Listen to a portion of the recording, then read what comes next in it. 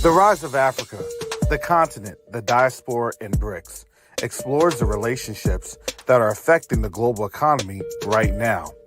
This book explores the relationships of the African diaspora's influence on the African continent and why this is important in stabilizing relationships with an understanding of how BRICS impacts the future, good or bad. You can order your copy of The Rise of Africa today on Amazon.com.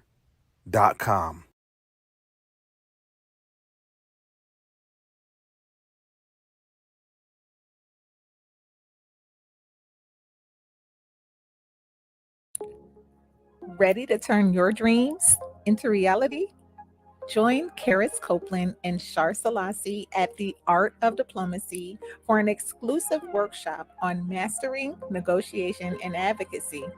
Learn proven strategies to advocate for yourself at home, work, and even in international affairs because your voice matters. Don't miss out. Reserve your spot now and start negotiating your way to success.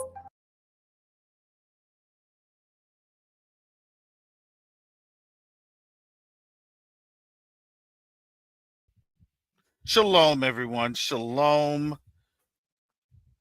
Welcome this morning. Shalom to all my Israelite brothers and sisters worldwide in this Quest to Unite Africa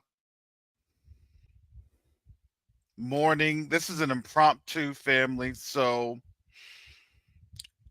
Brother Mike, go ahead and greet the family. Shalom to the family of Yasharel. Hope everyone is doing fine today. So every morning, Monday through Friday, Mike and I, we sit down and we kind of have a discussion because a lot of what he does, we're involved in that because we interact, we have to sync. And, this morning I was telling him about some challenges that we're facing here in the United States. And the dollar is something that we all are working through. And it's not just that we're working through, this is something that we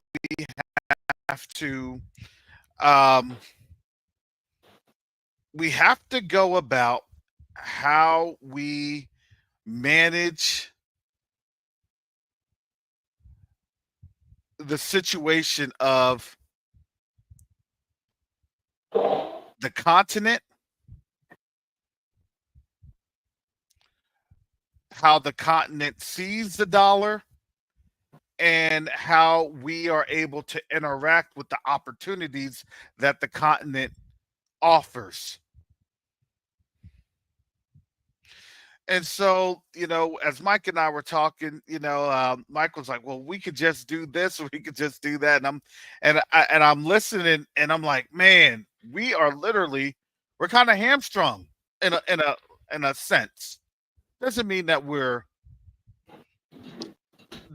just totally isolated or we're defunct. No, it just means that whatever we do, we always have to be creative about it, and we have to ask the Most High to give us an understanding of how we go about working. And there's always a work. And as Mike can tell you, especially this time in Tanzania, there's opportunities, but as we go through this time, we're seeing this. We see this when we're doing international wires. We see this when we are working on out with providing opportunities for our brothers and sisters that do consults with us. When we're literally reaching out to other countries and our point of contacts with high officials at other countries. We're seeing this. This is what we do on a daily basis. But one of the things that I was seeing this weekend, and it's not just what I was seeing, what people were looking at in terms of the stock market. And there's a couple articles that I want to look at. I'm going to put these articles out here in the chat.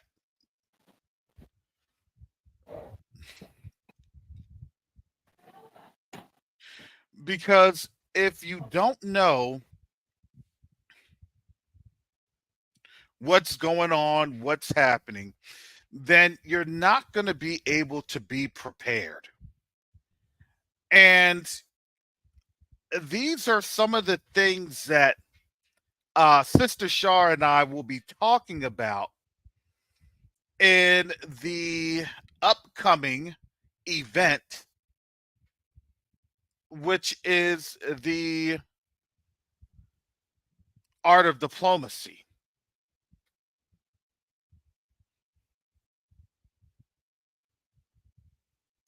And how we strategically communicate with one another is really how we're able to provide currency. And that currency is a value.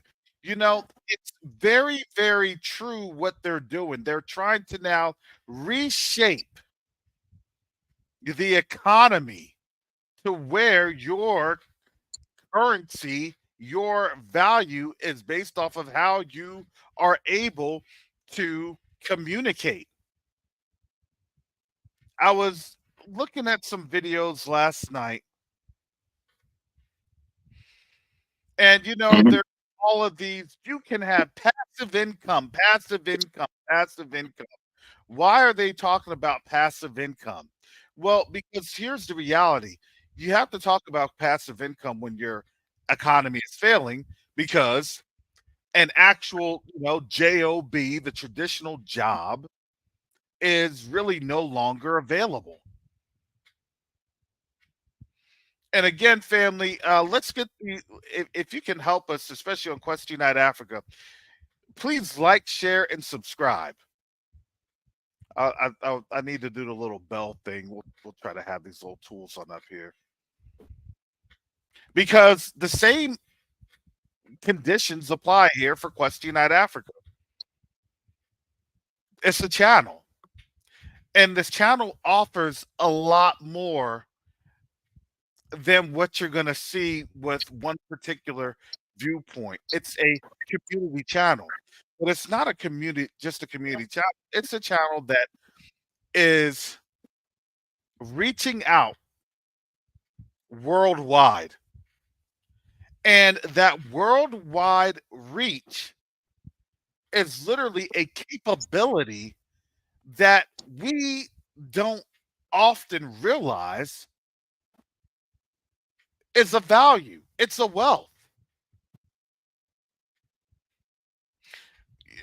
One of these things that that when I was looking and seeing on these channels providing passive incomes and things of that nature, it's all about building up websites. And then, they had their little folks that would sponsor the websites, because, even building a website is a monetary instrument.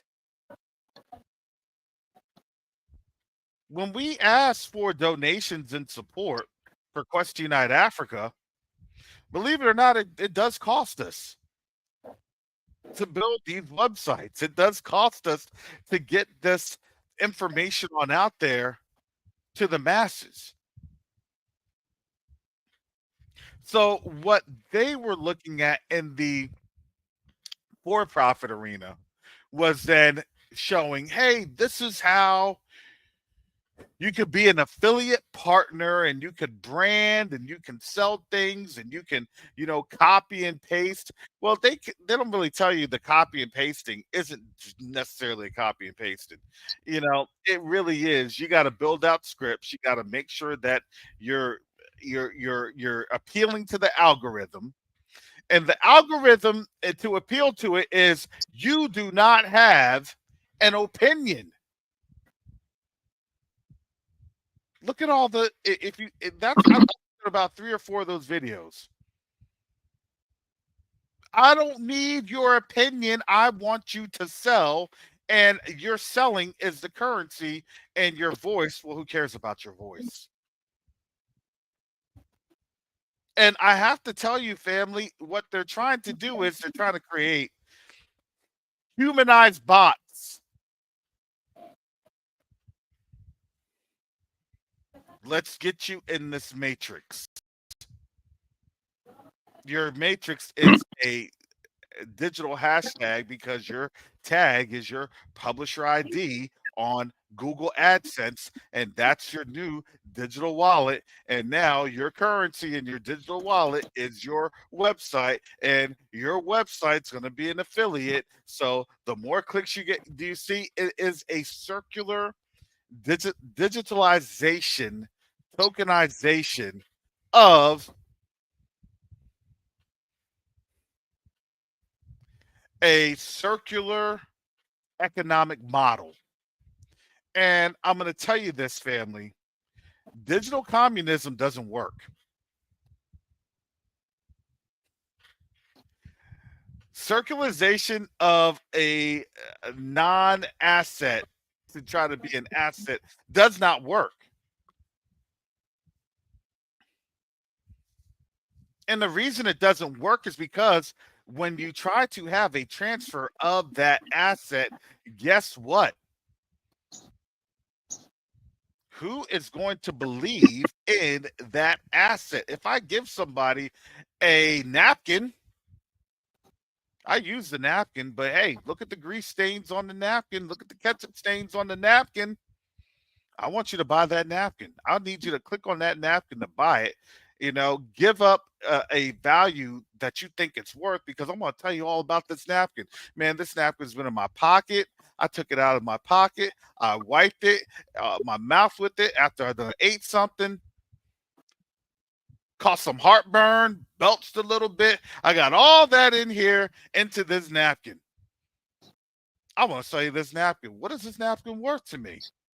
Whatever you think it is. Hey, 15 cents, 20 cents, $15, $15,000.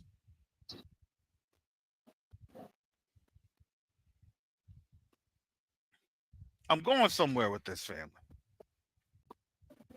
because we have to understand this is the new digital economy. Because now people are losing jobs. So what are they trying to do? Let's get websites. Let's get this. Let's get that. And that's fine. I'm not going against that. But you have to understand, what does that do? It starts to shut down the real assets, which is not being produced here in the United States. Brother Mike, if you'd like to add something.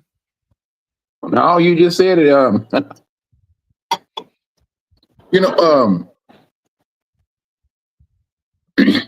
We asked for this digital world.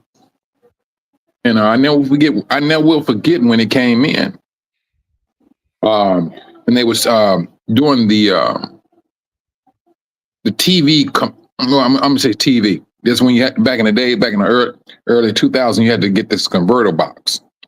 And now this is the end results of that first beginning of the digital age. Then you start seeing a lot more cell phones. And we start getting cell phones instead of waiting to get home to make phone calls or check not email, check voicemail and things of that nature. But that's what's the beginning of it. Now this is the what you may call, we can say, the end result of it. Now, everything is digital. I mean, everything needs to be done online. You go make money digitally.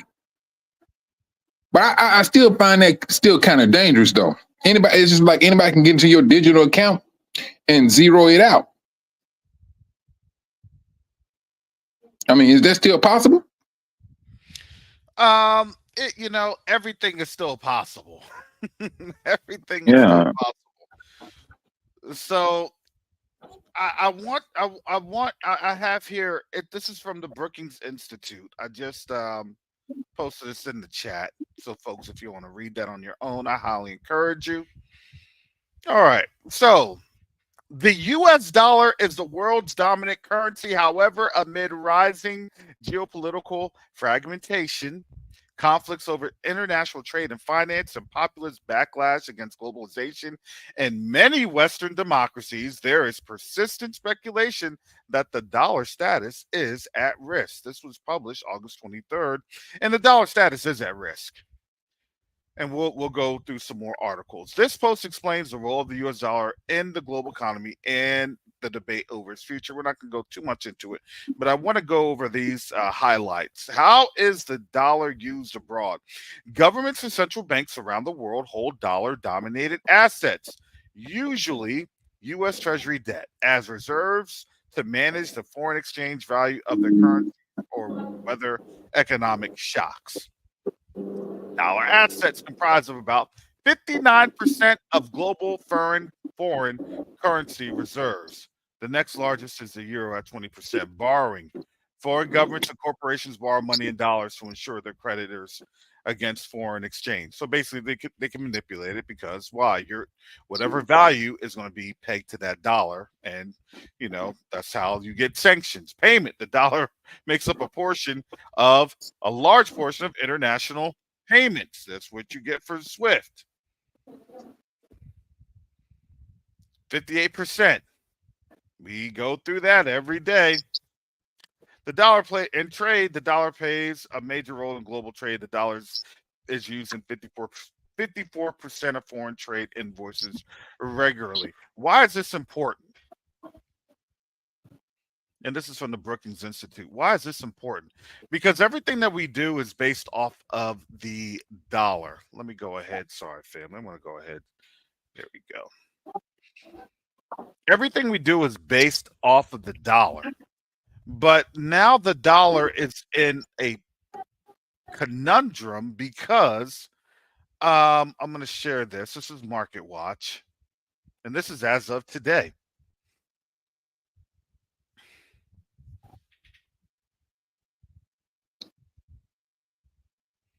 Okay. Mike and we experienced this firsthand. I was telling this to Mike. I said, I know that we try to look for alternative methods and sources, but we can't get around this thing. Countries are trying to find how they can peg their currency against things, right? Against assets, right? How do those assets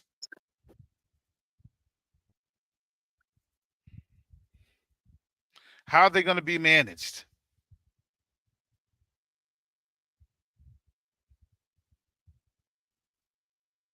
And as they're being managed,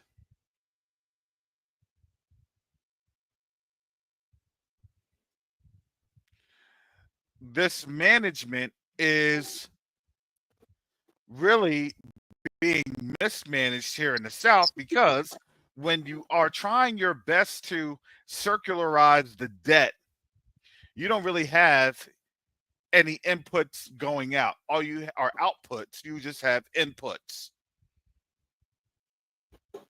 So what are countries trying to do? Look, if we know that you can't even make your payments, then why am I going to invest in you? This is why they have to borrow $1 trillion now roughly every 100+ days or so. Because now it's going to be borrow, borrow, and borrow into oblivion. What does that mean? I'm not trying to come here to be a doom and gloom, but I'm trying to come here to give you a sobering reality of what it is that you have for options. When I tell you that, when I say the Most High put Q2UA Africa in a very unique position, because our value is our relationships. When I tell you about the art of diplomacy and being a neo diplomat, that's literally the new currency. No, it's not a financial market. No, it's not how to do swing trades or, bulls and bears. None of that. It's literally being able to be in a position to work with your brothers and sisters in order to provide a common understanding that helps to leverage the relationships to get you places. Here's an awesome thing about this. It's really not neo at all. It's actually not new at all. It's just the fact that we haven't done this in over 100 years. To literally work together as a people. It just we haven't done it. Because what the system has done, the system has said, you can do it all on your own, right? All on your own. All by yourself. And then as people are realizing that, no, you can't do this on your own. You can't do this by yourself. I need to find people that I can trust. I need to find people that I can reach on out with. Now folks are starting to realize that they're drowning in a system that lied to them.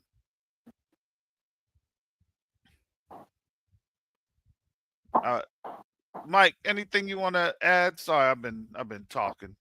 No, I mean, my take on this is that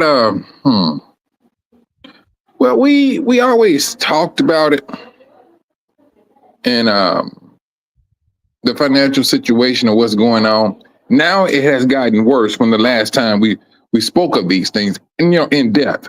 And you're talking about a few months ago. Now it's right before your face. It's right before your face, and now, so I mean, it leaves you, well, individually thinking, that is, how can I make the best decision when it comes down to this this money situation? To a degree, I think it's already too late. That's just me. There's still a little life in the dollar, and I say little. I'm the one that tries to say, look, the dollar's only going to survive because the dollar's on life support. Go ahead, brother Mike. Yeah, that's what I'm saying. And then that's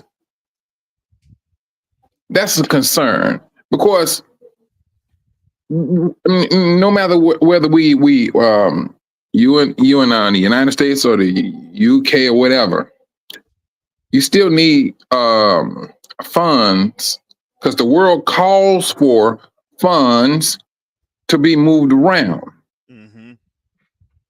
Now, since that is the case, we know we still need it. But there's one particular fund that the world is they're fighting against. They're fighting against one particular, and that's the dollar. And it seems that the dollar has taken some elbows. It took some elbows, some brass knuckles, and been stumped on. With steel toe boots. Yeah. With steel toe boots. Steel toe boots. And unfortunately, and we're right in the middle of it. Mm-hmm. We're in the middle of it, and we're going to suffer with it. The fact that we are in the middle of it. Mm-hmm. That's going to be it ain't going. It is, because I know a lot of brothers and sisters out there having a rough time. They ain't necessarily got to air their business out. I mean, what? You look at the job market. They just brought that out last week or something. and they talking about the job market look good. And they once they broke it down, they talk that's not full-time job, that's part-time. Mm-hmm. And not everything. And when the markets are failing, everybody got a big idea how to make money. Yep. That's gonna be the let's go through the waves of the internet like crazy. Oh, you could be a music producer. You can do this. You can do that. Everything now becomes a business opportunity, and they know good and well ain't no money out there. The strength No of the money. dollar is a joke. Yep. And that's and Mike is absolutely right. That is actually where we're at right now. Believe it or not, we are there. We are at that position to where they are not able to really do the shenanigans, right? Pull the wool over folks' eyes. And let me get you this article. This is from Market Watch. I have that here in the chat right here. Before I get to this article, family, please help support the work that we do here at Quest to Unite Africa. This work is vital. When we talk about economic development and critical infrastructure, we're not just talking amongst ourselves. We're talking with our community. We're making it happen on the ground. And let me tell you, when we're making it happen on the ground, listen, the enemy comes at us in different ways and tries to stymie us. But here's the thing, family, we have made awesome strides. We're literally negotiating with some high-level officials right now in a couple of countries. And these aren't just empty words. We're doing this. And the only way that really we're able to make it out of here is when we are doing this together. We're working together. We're moving together. To be able to pass on the knowledge that we're learning, the understanding that we're learning. Because why? Because learning and knowledge, information's power. Why do they think they always try to sell you data? Information's power. And what they didn't think that we would be doing is we would be talking to our brothers and sisters on the ground. And we're going to get into that, but let me go ahead. This is Market Watch. Thank you again, family, for your support of Quest Unite Africa. It really does make a difference. That link is in the chat. Here's Market Watch. Why Morgan Stanley's top strategist thinks a half-point Fed interest rate cut would actually hurt stocks. In the long term, it will be good. Or excuse me, short term will be good. Long term will be bad. But here we go. So futures early Monday suggests that U.S. stock market may try to recover somewhat after the S&P. Those are always the dips. After the S&P took the 1.73 drop and dropped 4.25% in the previous 4 trading days, its worst, albeit holiday shortened week since March of 2023. The primary cause of the pullback is in debate. So look, they know what's happening. They try to say it's in debate, but and we'll talk about what's happening. The strength of the dollar is being overwhelmed by BRICS and the new development bank. They don't want to tell you that, but we'll get here. Some observers lay the main blame at fears the Federal Reserve is behind the curve as the U.S. economy deteriorates. Others place greater emphasis on the recalibration of AI-linked technology evaluation. So basically, they've allowed these computers to go through, and this isn't even really man-made decisions anymore. It's a computer-based decision scheme, which is horrible. But this is where we're at. Michael Wilson, equity strategist at Morgan Stanley, recognizes that it's a bit of both. In a note published Monday, he says that traders at the end of last week wanted to see that the previous soft jobs report was somewhat an aberration, helping to justify the S&P's rather rich by historical standards earning multiples. They were to be disappointed. So basically, um, the way that stock market has always worked, it works off of it's fairy tales. Believe in the magic. That's what it is. And now people aren't believing when countries are going to other countries that is now bolstering itself against the market or the dollar. So, with index level valuation back up to 21 times into the release, the equity market was looking for a clear signal that last month's payrolls weakness was driven by weather and one-off factors. Instead, softness persisted with last month's payroll result revised even lower. Okay, so you have all these fancy graphs and everything else. Here's been the trend. There's no softness because the US is not producing anything. And when the US isn't producing anything, people lose employment. And when people lose employment, people don't spend. And when people don't spend, other people lose employment because that money is not circulating. You have a little bit of a problem in the Middle East called the Houthis. And it's kicking America's butts. This economic war is kicking America's butts. You have a bit of a problem in the Sahel because now mining and other precious metal industries that would be siphoned off to the West is no longer present. That's kicking Europe's butts. You would think that oil would be going off the rails, except oil is actually going lower. Why is oil going lower? Because nobody's working. And if people aren't working, guess what? People aren't driving. Cause and effect. People aren't driving. Everybody is literally at home right now trying to find jobs on LinkedIn, Indeed, Glassdoor, you name it, that do not exist.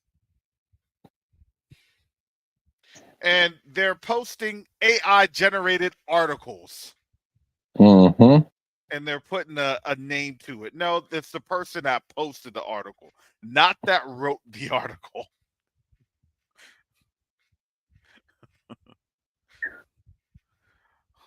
Brother Mike, This is what we're up against. I mean, who's your biggest spenders? A few years ago, people of color. Mm-hmm. We was the biggest spender. Now they went in and did what they did. I mean, all right, it is what it is, and we at this particular point. And now we seeing the aftermath, or in the middle of the math. Put it that way, because I mean the dollar still has a little strength, and then, like one sister said, the dollar's in hospice. Yeah, it's on its last leg. Need to be right now this wheel, and it's trying to wheel this stuff over to the digital side. Mm-hmm. I noticed that. I mean, I got that Bitcoin stuff, man, and I ain't putting too much. Ain't nobody putting no faith in it. If it goes up, it goes up. I cash out. Boom. I'm looking at some other things outside of this digital world, and this is what they're moving people into. And I'm that's just me. I see that as an issue, as a problem. And we see money, and money is a literal piece of paper that you can see, or coins that you can touch. But when it get digital,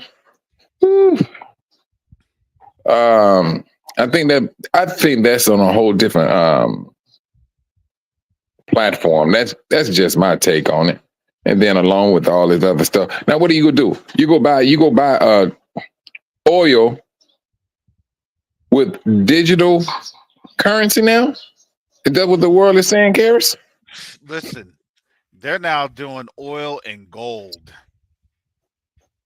And the funny thing is, I see all these articles. Oh, Saudi Arabia is finished because Saudi Arabia is doing oil deals outside the dollar. No, the people that say that are, these are those market speculators. People get paid to write these articles, these puff up articles. Right, here you go.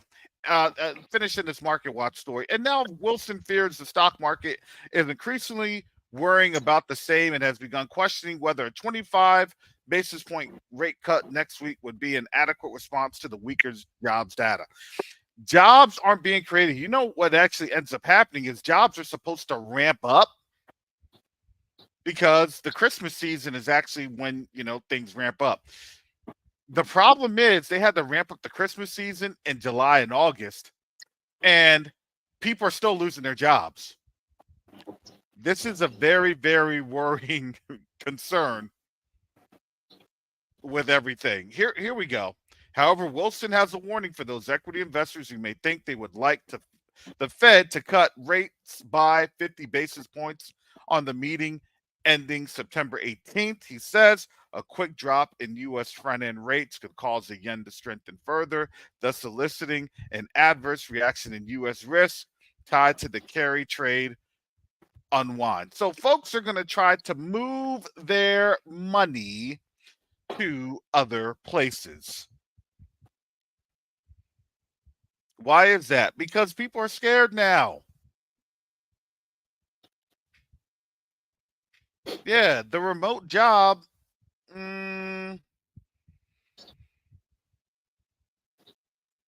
It's having its consequences. I'm all for remote. Look, I worked remote for a couple years. But did I think it was sustainable? No, absolutely not. You have to be in an office, and not just an office. You have to be on the ground where things are being manufactured.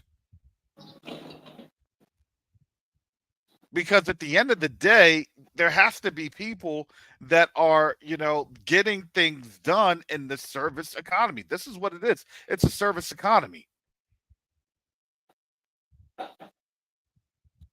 And now folks literally have no service because the economy's not going, and therefore there's no jobs that pay adequately. Yeah, you may have Uber or Lyft and some other courier services, but that doesn't necessarily mean, that's the end all be all. Here is this modern diplomacy. I'll put the link in the chat. Turkey's membership in BRICS will strengthen global south. And let me highlight this. Let me get this here. This is from Nikati the American. So basically, we'll talk about Turkey here. Give me a second.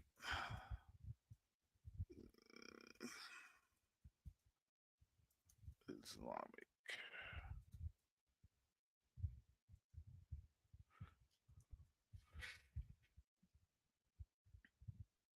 Because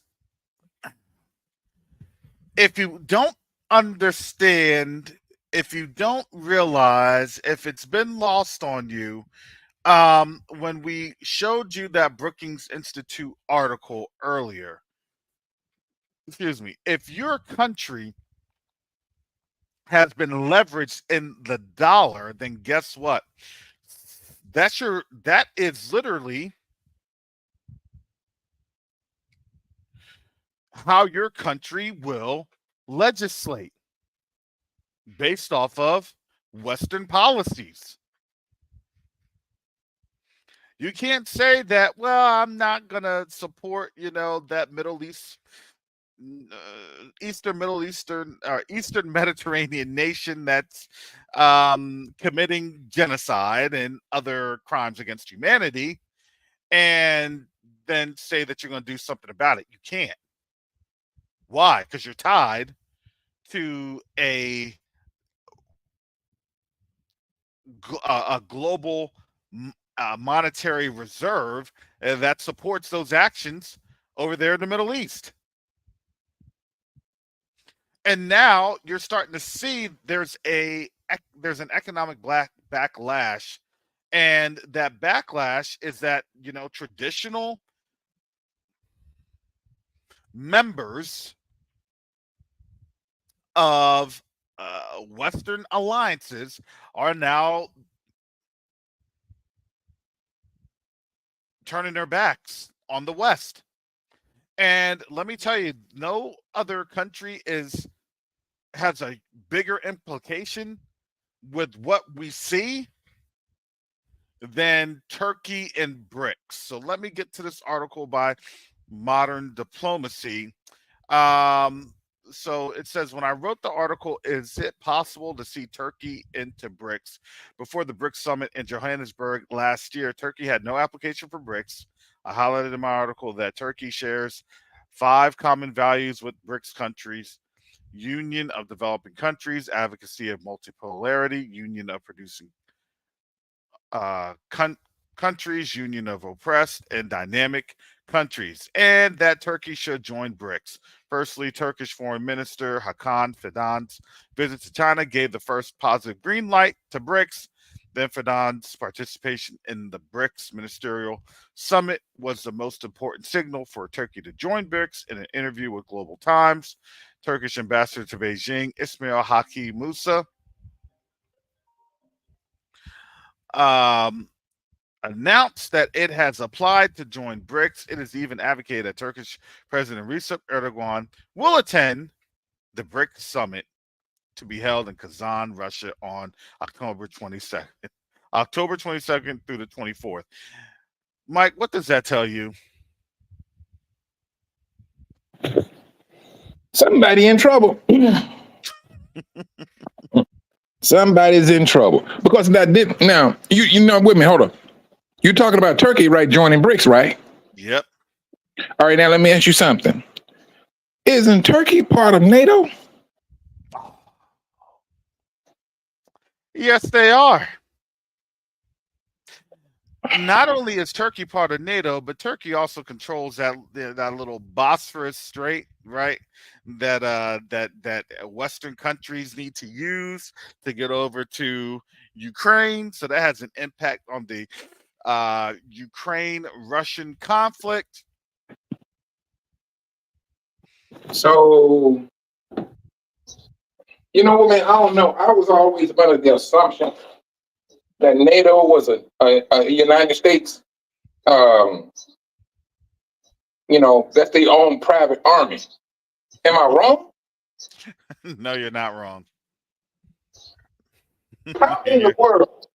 Mm-mm. That don't look good. It That does do not look not good. look it does Mm. not look good. Let me finish this article because we're going to talk about something else, which is definitely this is the eye opener. Here it is. While the global balance in the world are giving signals of change, Turkey's joining BRICS will be a very important step in terms of strengthening the global south because Turkey is an important regional and global actor.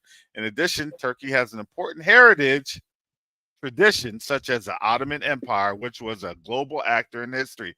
Turkey also wants to gain an important place in the New World Order with an organization such as Organization of Turkish States, which is increasing its institutionalization today. What does that mean? I want to come here because then you'll see this. I'm going to share this. This is from Reuters. This is as of the 7th. What does this mean? And I'm going to tell you this, family, because you're starting to see how the world is looking at where do they put their money. Your money is based off of who you trust. The money is based off of who you think is a winner. Is that not how the stock market goes? Is that now how you invest in with companies? I think you're a winner. So I'm gonna put some money. I'm gonna put my money where the mouth is. I'm gonna back you on this. And now here we go. Here we go. Because look, the U.S.'s, traditional partner stepped in the mud, stepped in the deep, deep doo doo, and now Turkey's Erdogan calls for Islamic alliance against the Eastern Mediterranean nation. This is from Reuters. This is by Reuters. They don't want to give the person, but fair use. The Turkish president Tayyip Erdogan said on Saturday Islamic countries should form an alliance against what he called the growing threat of expansionism from the Eastern Mediterranean nation. Drawing a rebuke from the foreign minister of that nation. He made the comment after describing what Palestinian and Turkish officials said was the killing by the occupiers of a Turkish American woman taking part in a protest on Friday against settlement expansion in the occupied West Bank. The only step that will stop the occupiers' arrogance, the occupiers' banditry, and the occupier state terrorism is the alliance of Islamic countries. Wait, how can he say all this? He's supposed to be right. That's what I'm saying. Sound like he got some friends on the other side.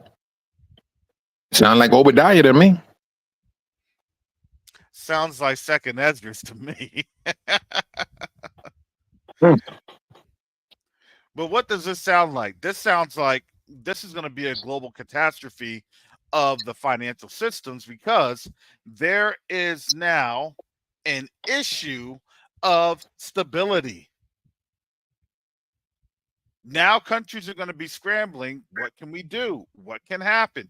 The other day, it was on Friday or Thursday, matter of fact, it was Thursday. On the Covenant Awakenings channel, that's when I had showed that the two military members, I think they're Marines, and Serlik, which is near an air base, a major air base in Turkey that the U.S. uses. They had been accosted by a crowd, and the crowd had said, "We're not going to participate in your genocide." They got blood on their hands. This is a major blow to diplomatic affairs because now you're starting to see that there is a real situation that the U.S. is in. And the situation is you have to understand that if Turkey doesn't turn tail, if the leadership doesn't change directions, understand Erdogan could be overthrown. So do you deal with the one that you kind of know, or do you deal with something that's going to be completely more and more radical? Because that relationship, it ain't no relationship anymore. On top of the fact, close proximity to that Eastern Mediterranean nation and close proximity to Europe. Europe would be in shambles. And I think Europe is already in shambles, but this would even make things and matters worse.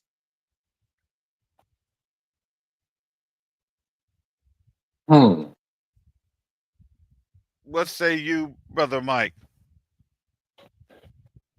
This is this what it takes to take a nation down. It take all of this to take a nation down. We got to affect their dollar because they not. Well, when it's all over said and done, when they're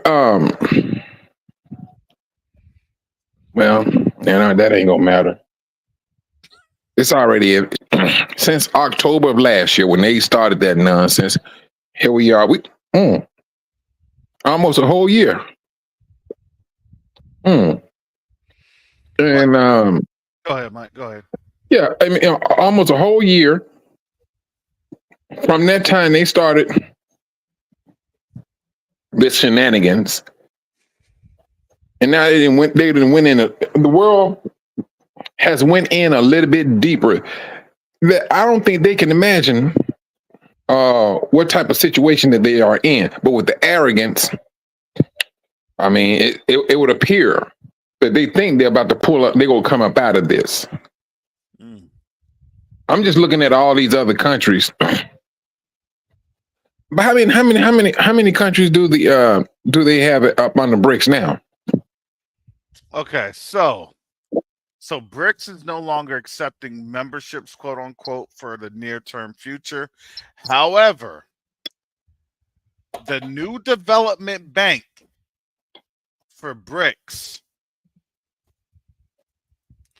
is what people are aligning to in order to kind of, save themselves. Okay. So as people are trying to, move funds,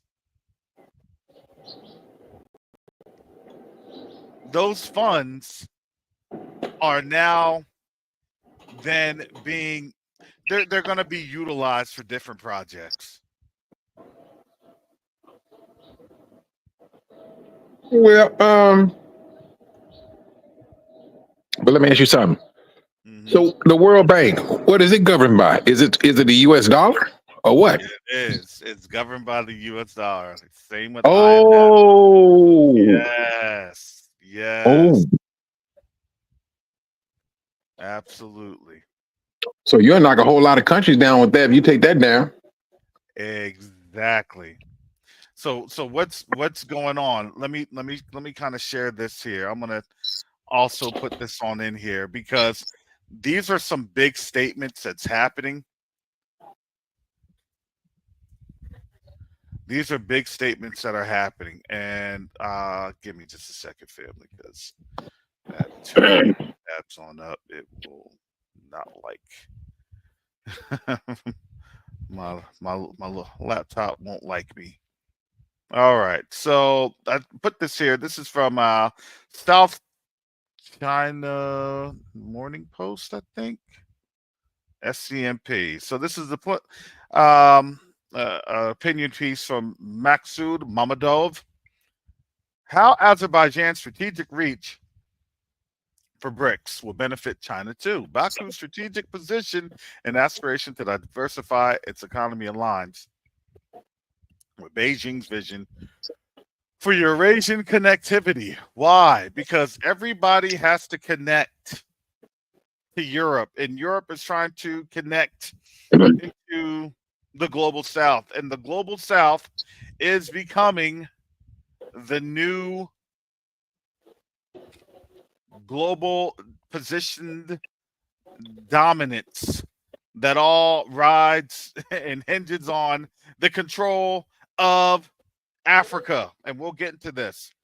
So this was as of yesterday, September 8th, nestled on the shores of the Caspian Sea. Azerbaijan, an important strategic partner for China in the South Caucasus, has become one of the latest countries to seek membership in the BRICS grouping, a formidable economic bloc founded by Brazil, Russia, India, and China, and later joined by South Africa. In the evolving multipolar world, Azerbaijan exemplifies the trend of countries leveraging the unique geopolitical positions to diversify alliances, pursue national interest, and strengthen their global standing as displayed by strategic efforts to capitalize on its location at the crossroads of East and West. Everybody wants to get a piece.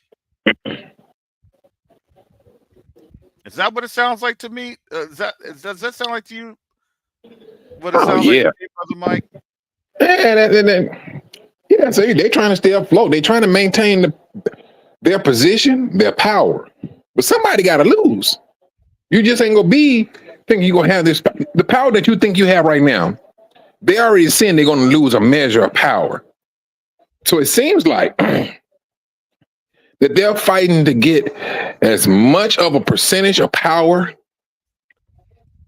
before everything just really just collapse. At least they can say, I have this percentage of power. That's what I'm seeing. Woo.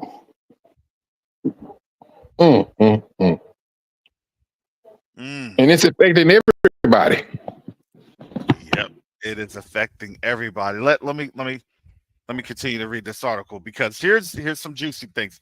The increasing economic and political impact of BRICS is a source of Azerbaijan's enthusiasm for the bloc, with its recent expansion, which included Egypt, the United Arab Emirates, Ethiopia, and Iran. BRICS has become a formidable economic powerhouse, accounting for almost half of the world's population and more than a quarter of the global economy. For Azerbaijan, a country looking to lessen its reliance on hydrocarbons and diversify its economy, BRICS could provide access to large markets, technology transfers, and development experience. BRICS' new development bank, here it is, BRICS' new development bank offers an appealing alternative to Western lenders by financing infrastructure projects and promoting economic development. Oh boy. Let me read this again. BRICS' new development bank offers an appealing alternative to Western lenders by financing infrastructure projects and promoting economic development. I'm just saying. Yeah. I know what you're looking at. Well, I'm gonna go over here, get a bang for my buck. I ain't got to worry about the West telling me what I need to do in my country if I borrow money. Family, do not be remiss when I tell you, look, this is how the Most High positioned this organization with Quest Unite Africa. Critical infrastructure and economic development. That's the wave of the future. And, you want to know who's not going to be involved in this? It's really the West.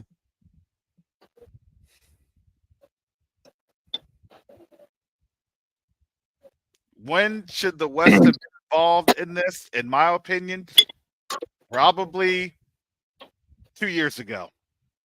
Now they're going to try to hurry up and try to rally other fake organizations, front organizations. It's going to happen. It is. It's going to happen. Because they missed their opportunity. That's how the most. Let me ask you something. Do you think they go rally up reparations? They getting all close and they got on the news and everything. Then they around here playing with that. So I mean, do you think that will be a saving face tactic? They will, because they're gonna try to distract us, and all the rest. Look, this system wants us to believe in this system. It wants, and that's all they need is us to believe in it. That's all they need. Exactly. Let me go ahead. I want to share this. This is from Al Jazeera. I just put that in the chat. Sorry, family. Yeah, I'm flying through these articles. Told you it's going to be impromptu. This is from Al Jazeera. Let me go ahead.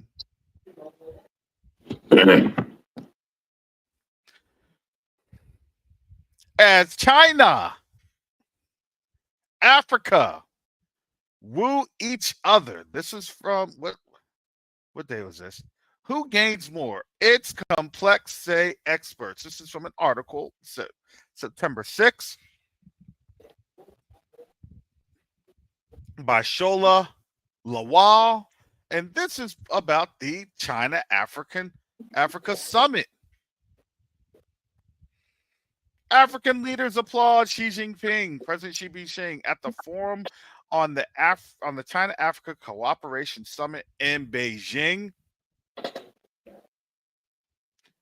Nkurunziza Alphonse knows that every time he goes out to protest, he could get arrested, even detained for a lengthy period in Kampala's maximum security prison. It has happened before. Still, as he sat in a courtroom on Tuesday watching another batch of protesters rain, Alphonse said he has no plans to stop marching. The 25-year-old student is one of scores of people detained in recent months by Ugandan authorities for demonstrating against an oil pipeline project. The nearly 1,445 kilometers, 898 miles long East African crude oil pipeline, which will stretch from Uganda to Tanzania's coast, transporting crude. It is set to be the longest heated oil pipeline in the world. However, activists say it will displace thousands, destroying wetlands and contaminate water sources. China has faced protest over the pipeline, and I'm going to tell you, um,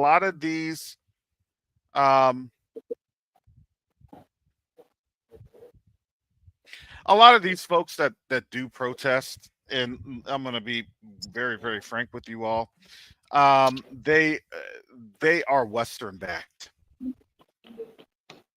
because you don't see these same protests here in the United States Mm. when they're trying to get these pipelines down here. You saw a little bit of a protest, and then it's like, nah, right? They had the protest by the Sioux Nation, and it's like, oh no, the U.S. needs the protest or needs the pipelines. Right, it was going through, North and South Dakota, a lot of it through some tribal lands and down into Louisiana.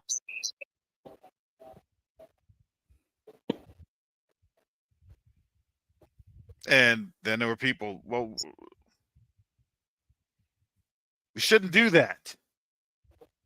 We shouldn't do that. No, we need it for our economy. No, our economy. I've seen the same argument. I'm sorry. I've seen the same argument. So to me, I don't buy the environmental stuff when it comes to the protest here. It's what it is these activists, this is my opinion, these activists are um provided for, supported by Western nations to, protest. That's how that goes. Mm. Now, what they don't tell you is, well, it could displace families. Maybe, maybe not. Or what it could actually do is provide infrastructure projects and economic development activities, especially for those places and villages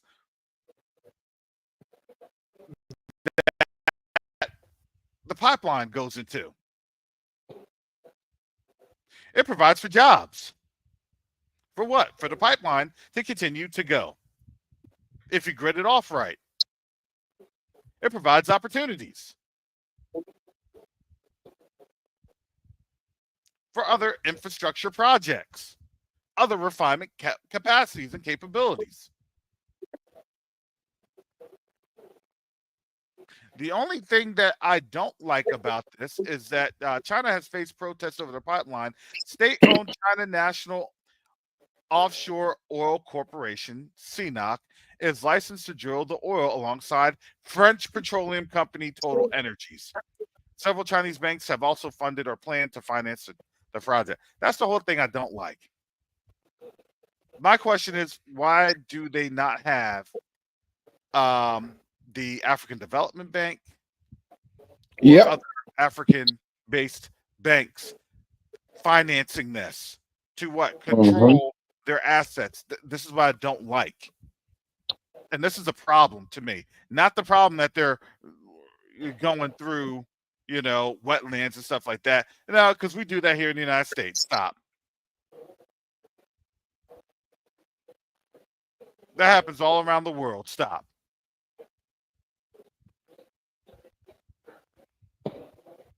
And it won't be a problem if you're paying people to do what? To maintain the pipeline. If you're paying people to sustain the pipeline operations. If you're paying people fairly to do the job, they will take pride in that job because guess what? The governments will see it as an important job. And then when the government see that as an important job, then they hold it to high esteem. And then guess what? You know how that goes in Tanzania, right, Mike? If the government Yep. uh, looks favorable at these types of jobs, these type of circumstances, and guess what?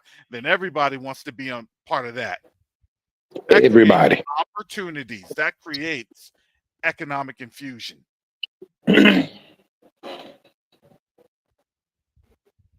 Mm.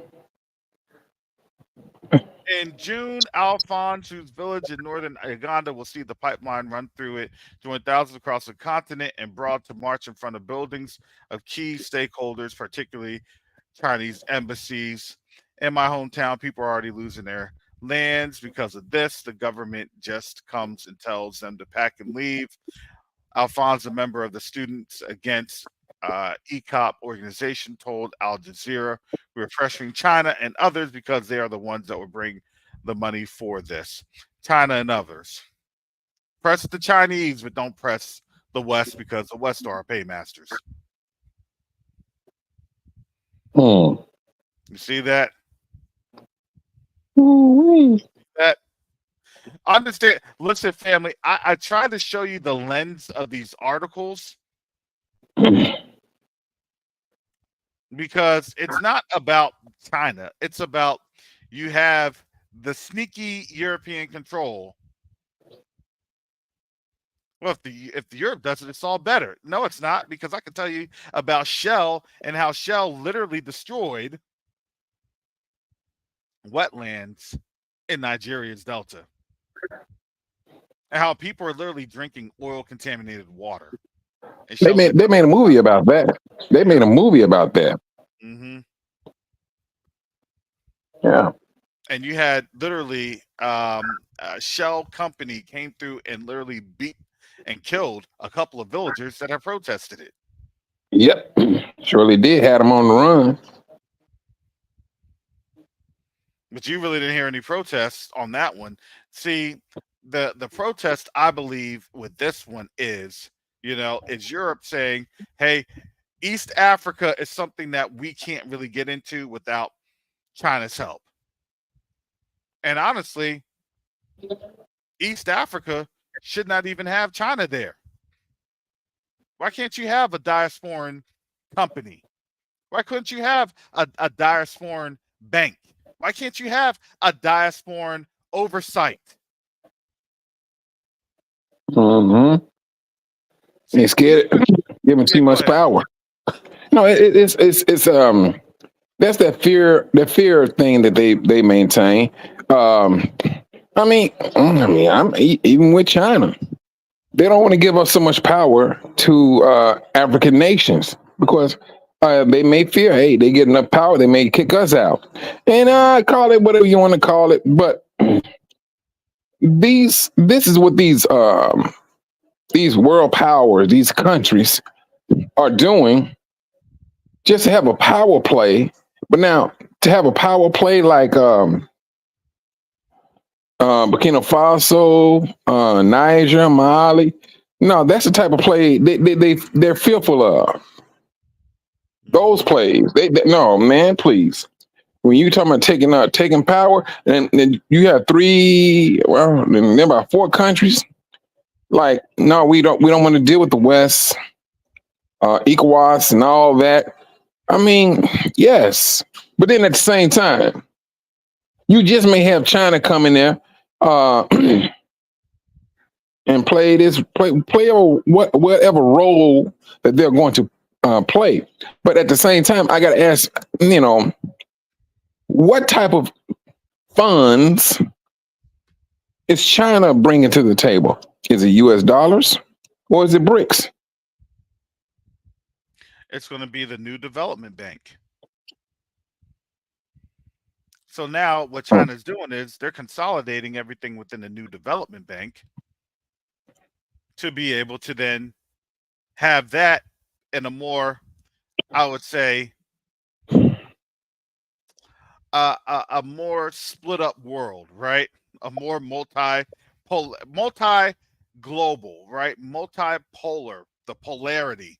But here's the problem with the multipolarity, especially the global south, in that, let me tell you, it all sounds nice and neat and dandy. The problem is all they're doing is, well, it may be a fairer system if I'm just giving my resources over to the global south rather than the west. I may make a little bit more money, but I still can't control my resources. That's still a problem. Mm-hmm. That's still a problem. That's still a problem. Mm-hmm. Mm. So let me tell you this, because I was watching a couple YouTube videos on this, and this is Burkina Faso. Burkina Faso nationalizes gold mines amidst legal settlements. We talked about this on the Covenant Awakening show on Thursday, and touching a little bit about this. Yeah, it was on Thursday. But here we go. Burkina Faso nationalizes contested gold mines amidst legal settlement. Endeavor Mining PLC and Lilium Mining have resolved a legal dispute over the sale of 2 gold mines in Africa, agreeing to transfer the assets to Burkina Faso government. So the conflict arose after Lilium acquired the Wahanyan and Bouillon projects in Burkina Faso last June. Endeavor had previously claimed that Lilium missed over 100 million in payments, while Lilium accused the London-listed gold producer of misrepresenting the financial position and operating capabilities of the mines. Basically, they were trying to cut their losses because they realized that the mines are going to be taken over. Let me get this here. They realized that the traditional power setup was something that they did not have available. Excuse me.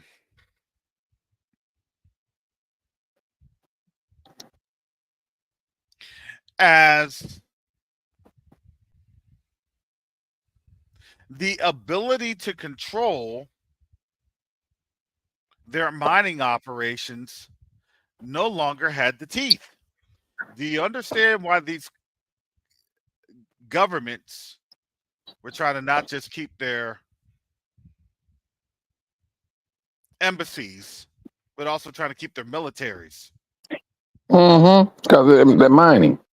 They mining them. They mining the gold that's coming out of the ground. They that's their military. That's their police security. Mm. This is it. Because they no longer have the ability to control a vital resource, and that resource is gold. And Burkina Faso just doesn't have gold. It has a couple of different things on in there. And what does that do? Here's the problem that creates. Let me read. I'm going to skip over this and read this a little bit down here. Lilium declined to comment on the matter. The company is a subsidiary of Lilium Capital, an investment firm founded by U.S. Burkinabe businessman Simon TM Tour. Endeavor, meanwhile, continues to operate gold mines across Senegal, Ivory Coast, and Burkina Faso. What does that do?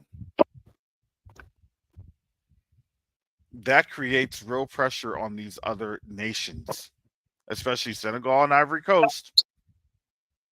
Because why? Because when they see the success that Burkina Faso will have with nationalizing their minerals and then being able to have a substantial gain, that will then create the opportunities for infrastructure and economic development, then other nations are going to say, you know what, we're gonna do this too. This is a time that the West is in serious trouble. They don't want to tell you they're in trouble. They're in trouble because they've lost control. What say you, Brother Mike? You know,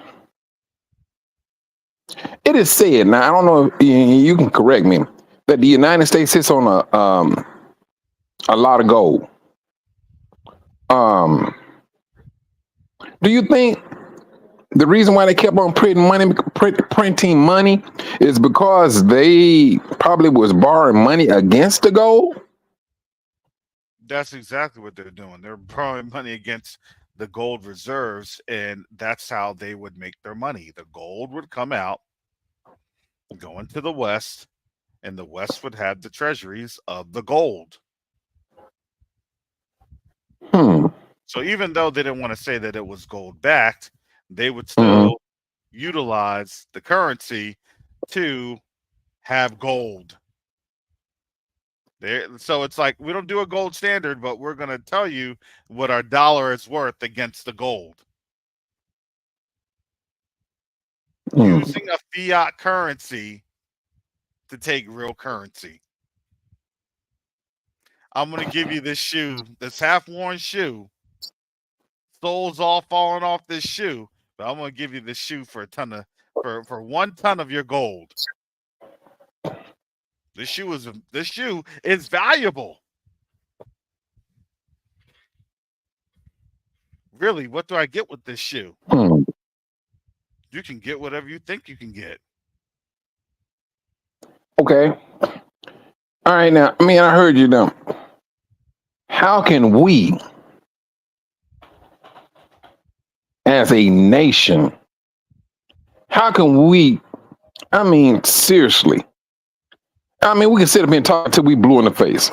How can we truthfully, earnestly work together to come together and put our money together?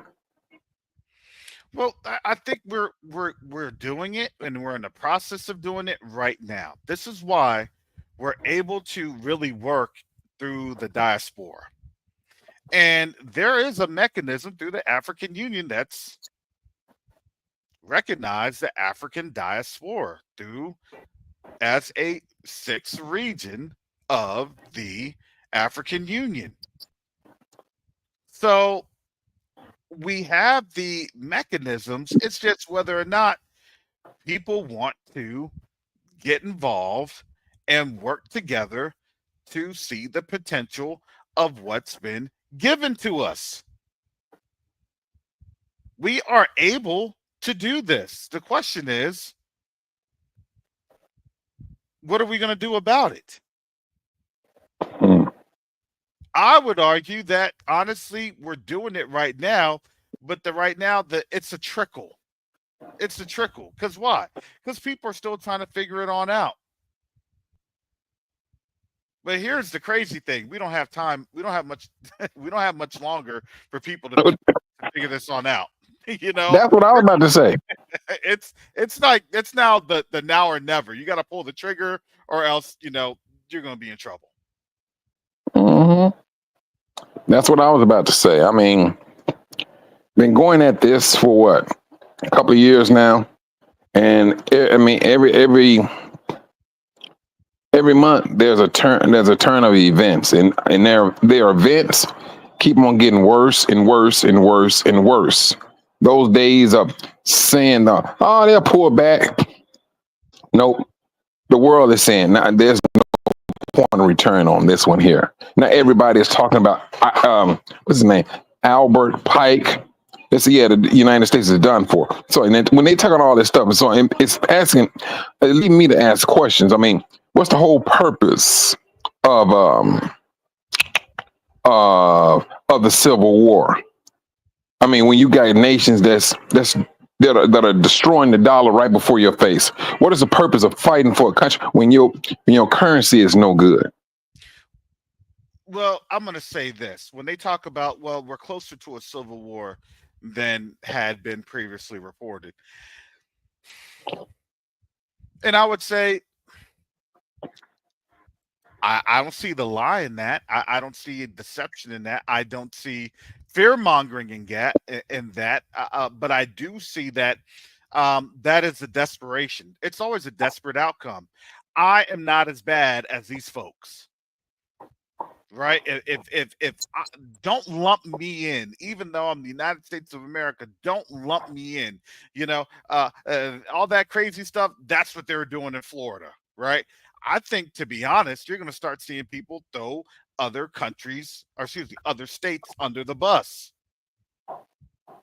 Don't put me in that predicament. I want to do business. You're going to start to see other states really betray the sovereign principles of the United States, and they're going to be like, we're going to do business with you all on our own. What does that effectively do? Well, we didn't leave the union, but we're going to do this because we need to have these trade measures. Hmm. It's gonna leave people in disarray. And I think the biggest one to that is what we're going to start to see coming up here relatively in short order after the election. They're going to hold the election. I don't look, make no mistake about it. They're going to hold the election because Man, one, ain't gonna hold no gotta, election. they're going to they're going to try to they're going to try to, legitimize themselves. They have to. Whether or not the elections are going to be a sham or, disputed, who knows? I'm not going to get involved Man, with I that. mean, I'm looking at this stuff now. All of a sudden, this woman just popping up, talking she's running neck and neck with Trump and everything, and I'm like, now she's supposed to have a slight lead above. How in the world you? Well, teach his It's own. yeah. It to Mm, me, it's fake. It's fake. It's going to yeah. emotionalize. It's going to emotionalize things even further. And you got to remember, look, this has been bad. It's been bad. I know one thing. The job market is horrible. It's actually the worst. And technically speaking, there hasn't even been a quote unquote pandemic. So tell me what's happening Mm. here. What's happening here is that America is under literally a financial attack. Oh yeah, that's a given. That within itself is blatant. And Yes.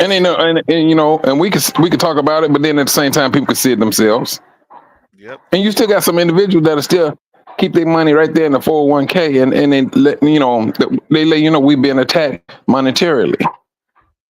Yep. They're really wrecking their dollar. We can't get oil from Saudi Arabia no more, or at least they, whatever situation going on with that.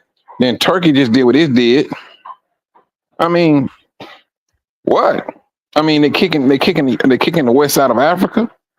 Oh yeah, in Africa was the breasts that they nursed themselves on.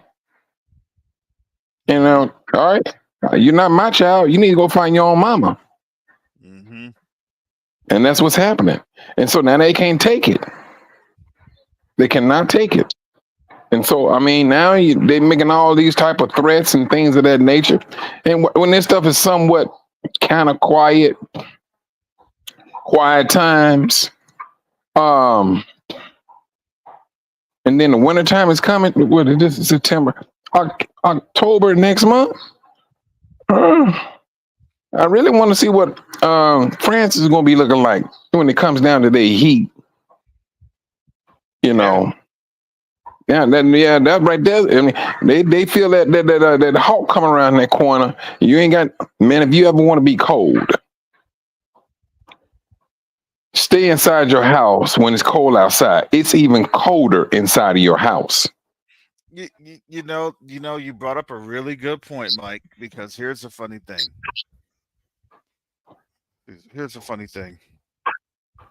A lot of people don't realize that Europe is actually going through an issue when it comes to energy. They had to do blackouts, and they still are doing brownouts in Paris. Hmm. They don't have the energy sources anymore. Welcome to Africa. That's all I can say to them. Yeah, it's that bad. They don't have the energy sources anymore. So people think that, things are going great over there in Europe. No, no, it's not. And Mike is right. As soon as that cold weather gets on them, it's either they're going to have a revolutionary, Viva la Revolution, do some like the second time. Hey, that's what's going to end up happening. Hmm. So That's where are where you going we to at. turn to? Yeah, go ahead. Go ahead. No, I mean that's where we at, and I mean, man, whew, that is not a good look for them. It is not. But at the same time, the brothers in Africa, they tired of you coming in my house, you breaking up my floor, and getting minerals out of my floor inside my house, and you taking it and going and do what you will do with it, and give us a measly cents, not even a few dollars. No, it was bound to happen. It was bound to happen. Now, will a lot more of these countries start to take lead, take ownership of their own minerals? That remains to be seen, but I seriously believe it's going to eventually happen. Mm-hmm. Once they see the strength, once they get a notable, um, not threat. Once they notice, let's concrete notice that the U.S. dollar, there's no return from it, and they starting to see that. That's when they gonna start making. They're gonna really. These countries gonna start moving so fast, so furious. Oh no! Drop the dollar! Drop the dollar! Drop the dollar! Drop the dollar! Yeah, that's gonna be a major collapse. Mm-hmm. That's gonna be major. But at the same time, how is it that the digital is going to, let's just say, give them a little bit of life support? I mean, how is that possible? Well, with digital, it's the same thing with the dollar right now. As long as Uh-huh. people think that there's a value in the dollar, then they can do that all day. All right, As I long see. as All people right. think and that's where we're at in this because um, the reality is we have a unique relationship to the continent that they are jealous of because we're from the continent. All right. They don't want to tell you that they need our help so they can have influence on the continent. Because if they tell you that they need our help, then think about this. You have to understand the last thing that they want you to know is that they never want you to be empowered or think that you have Yeah. power. Mm-hmm. Because when they tell you that you are empowered, then guess what? What happens to their power? It goes away. So they will literally cut their nose to spite their face all the way until their last dying breath. That's how this system works. I'm just telling you how the system works. That's it. So as the system is now beginning to fracture, yes, Nawana Demo, there's opportunities for us to be involved on the continent. There's opportunities for us to be involved in different infrastructure and development projects. That's what Mike and I have been doing for these last now 6-7 months.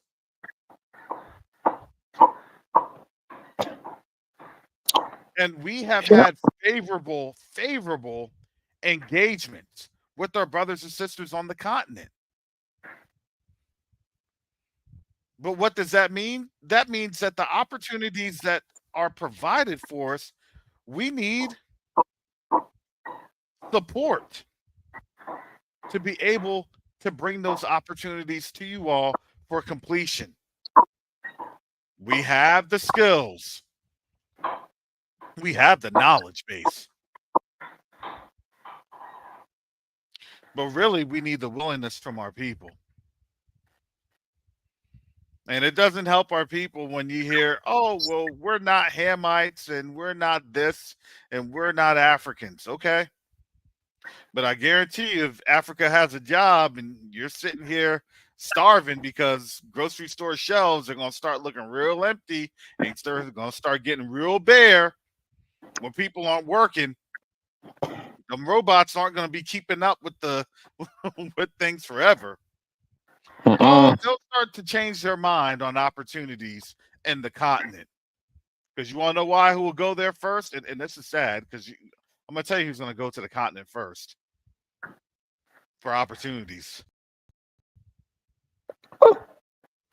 It won't be us. It will be them.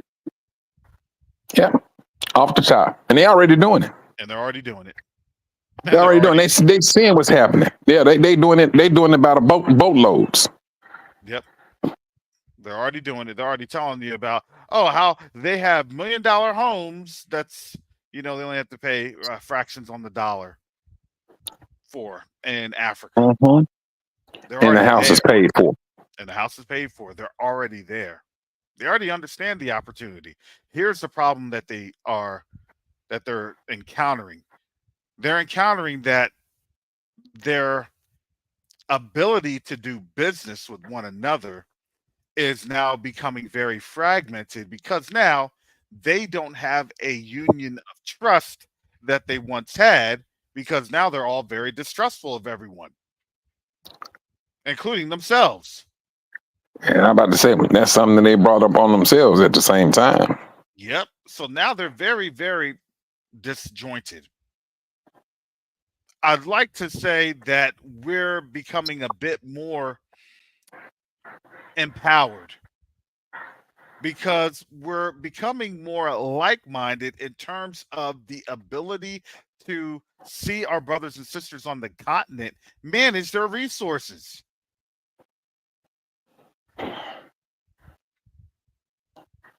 And see, now they don't really have a great messaging campaign that they once enjoyed. They don't.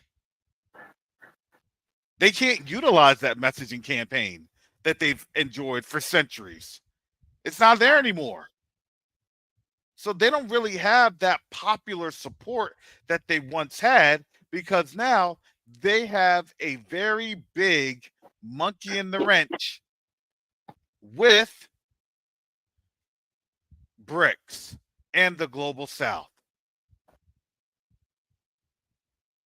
So yes, while they're trying to move in the short term, their long-term efforts, man, as soon as that dollar is gone, as soon as that dollar collapses, they're not going to be staying there. They're going to have to leave. You're going to be forced to leave. They're going to be forced to leave. Yep. Yep.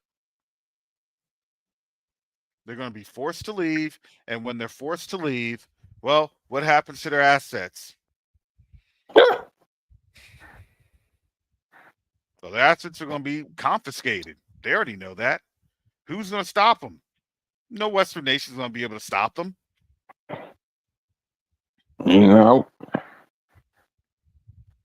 To me, that's a very shaky endeavor that they're trying, and they're trying to act like, well, nobody's going to care about historical wrongs that's being done. Boy, they going with that dumb stuff. They go with that dumb thinking if they want to.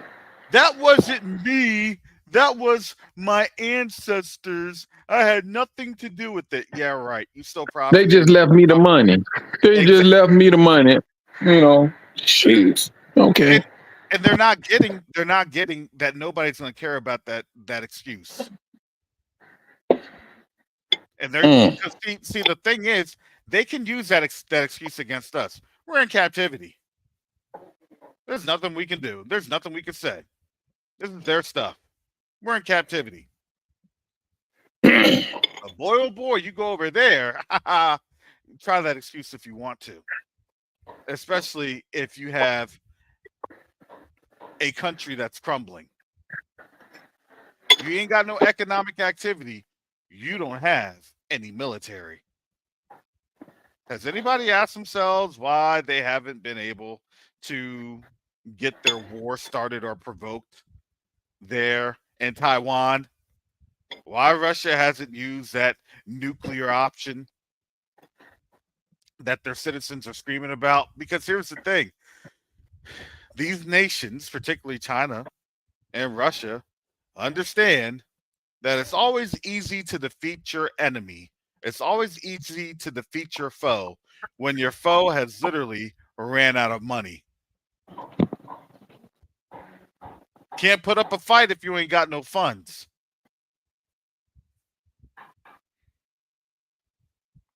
That's the simplest tactic in war.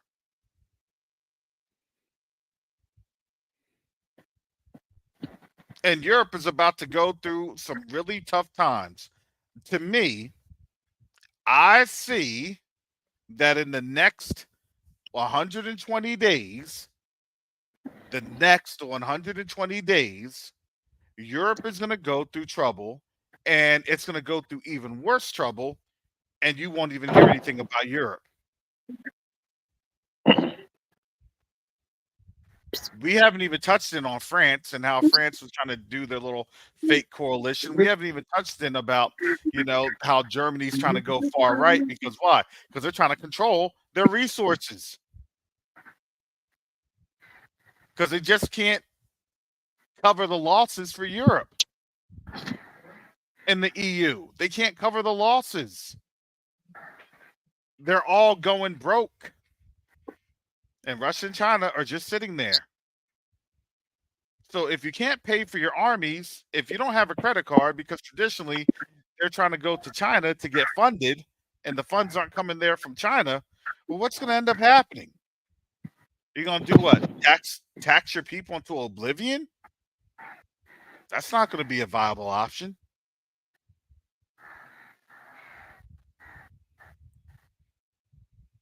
This is a very tough time for them.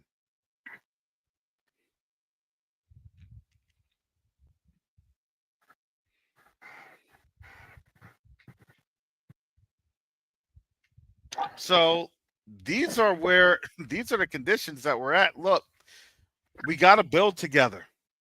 We have to. We have to move together. We have to.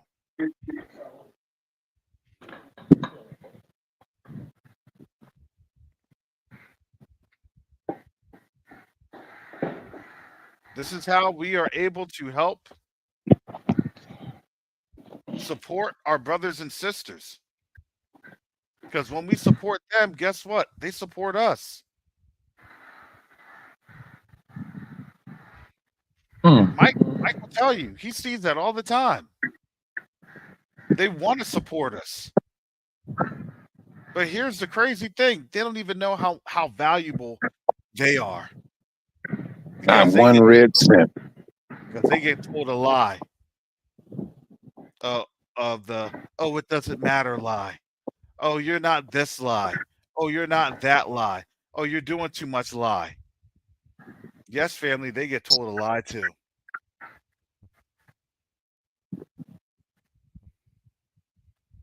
And it's horrible seeing how our people indulge in their lie.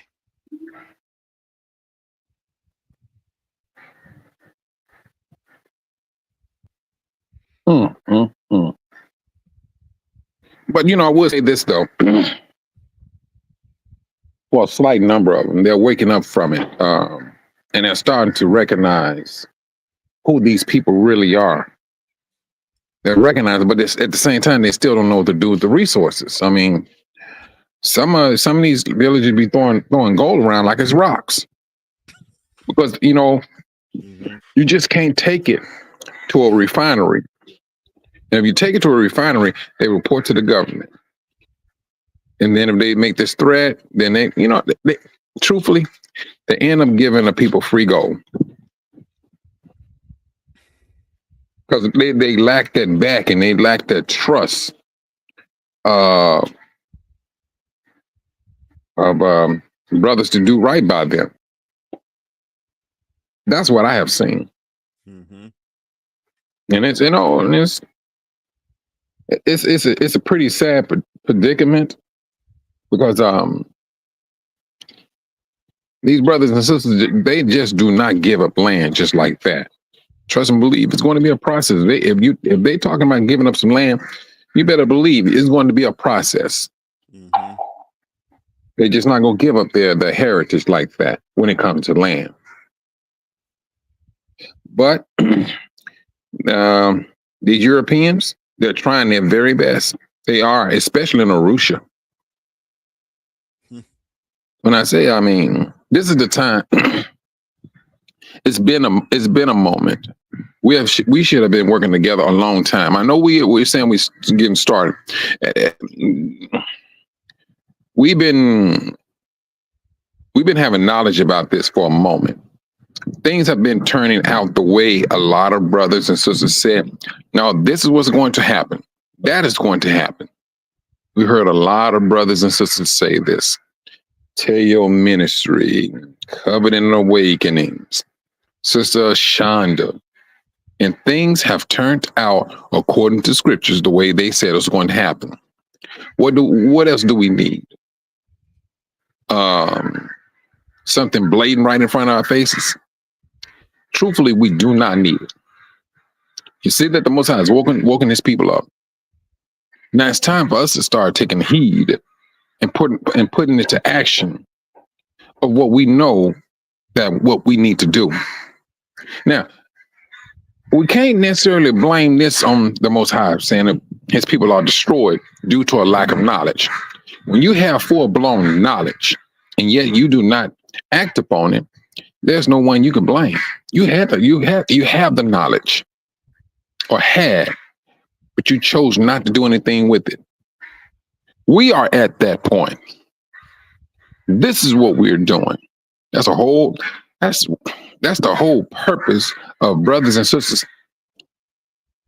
taking the lead, going to Africa, staying and working on different factors and meeting people, forming relationships in order for us to have something to work towards and with.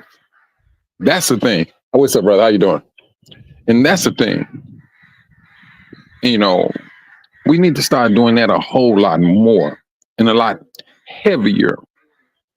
And at the same time, and I say that with a great deal of respect, because we're living in tough times. We are. And I know that a lot of brothers and sisters have been affected financially. They have. But we still need to move together. If it ain't nothing but just prayer, pray for your brothers. Ask the Most High to move his brothers and sisters in a position so that you can be in a better position. Mm-hmm. This is not about no one person. I can tell you that right now. We want to get that out of our head. This time of talking about, oh yeah, I'm gonna do this here, I'm gonna do that there. Get eye out your head. Get eye out your head. You just found out you're not black, which we already knew that. But a whole lot more light has been shined upon who we need to represent ourselves as and move in that position. You know what the Most High did for this people. And he said, if you just come back to me, I will help you I will help you. I will do the rest for you. And that's all the Most High is asking, Mm-hmm. for us to come back to him as one. We're not going to sit there, I'm going to go to Africa by myself. I'm going to open me a business all by myself. Nah. We're seeing how that worked out for majority of brothers. I say for the majority. Not saying that everybody that came here did not succeed, but trust and believe. They paid out a lot of money, though. They paid out a lot of money. And I'm quite sure they had a whole lot of stress to go right along with it. But if you move as a group and we start thinking as a group, we survive as a group. They knew what the world knew exactly what to do to us. We need to break these people up. And they did that. Now we're trying to glue ourselves back together. And it's more than just saying it now. It takes a whole lot more than just saying. It does. It does. This is the thing I'm noticing. When the world says that the laws are done away with, the world is about to reap what it has lied about our scriptures. You know, the Most High said this when it came down to brothers and sisters that owned farms, agriculture, that they was not to glean all of the food. It was a certain portion that they had to leave for the fatherless boys and the widows. That was law. That is not the case nowadays. You hop on somebody's land and they growing their fruits and vegetables, hop on their land just because you hungry and see what happens.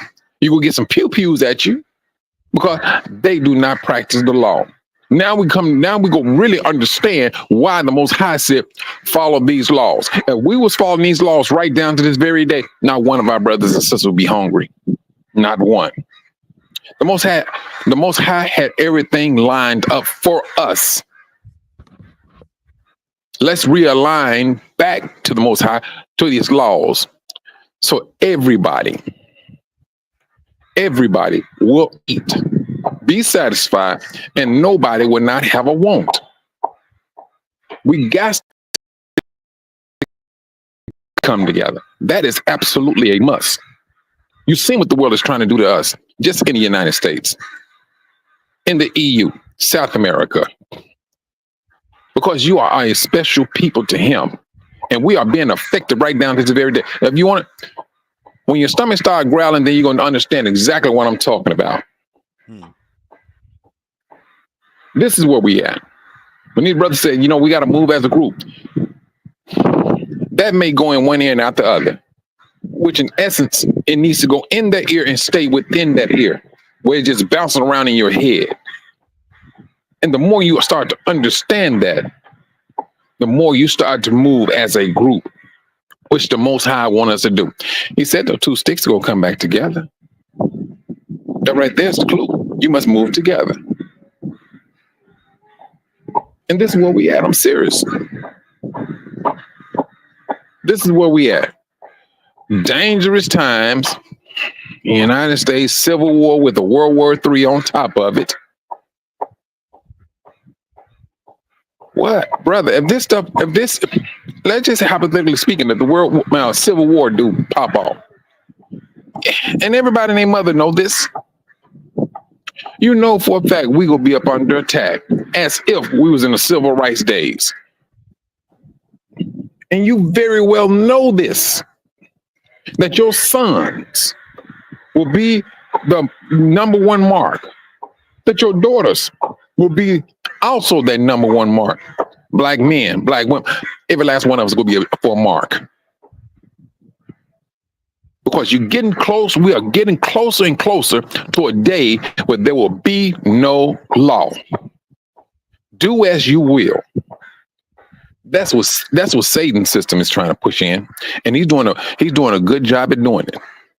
And they're getting themselves prepped just for that. This is not something that we need to be playing around with.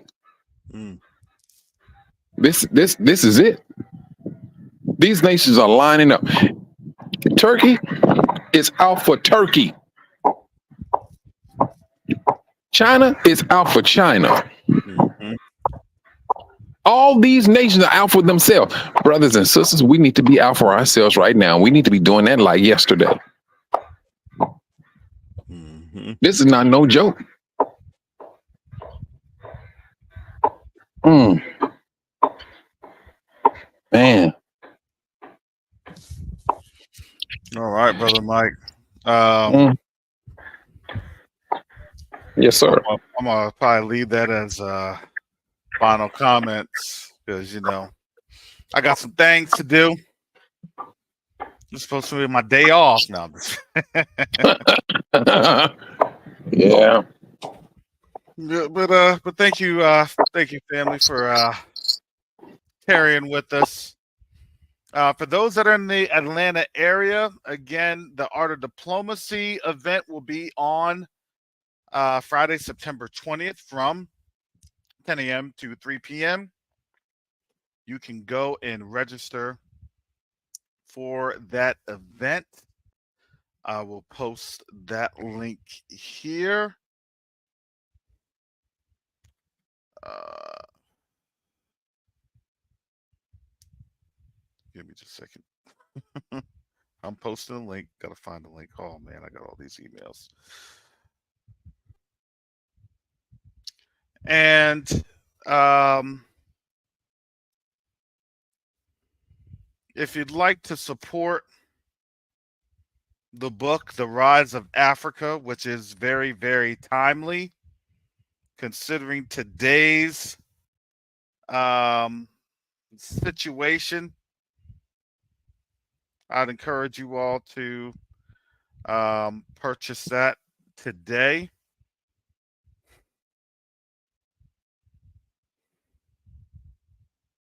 That is on Amazon.com.